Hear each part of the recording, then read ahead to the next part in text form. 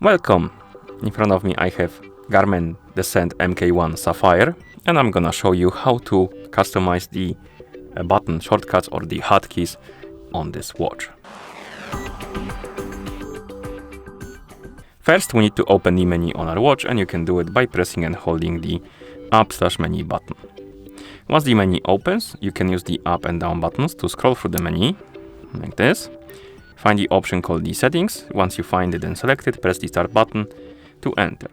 Now scroll through the menu, find the option called the system, and once you find it and select it, press the start button, and here scroll through the menu and find the option called hotkeys. Once you find it and select it, press the start button, and here we have the list of hotkeys we can use. Select the shortcut you want to use, for example, start button and the down button, so these two. Select the hotkey, then scroll through the list of options or functions you want to use as a shortcut. So for example, let's say I want to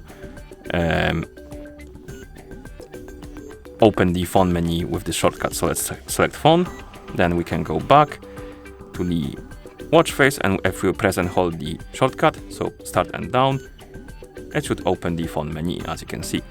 And that's how it works. So you can select any shortcut you want, set any function you want, and you can use them, and it should make your life a little bit easier with this watch.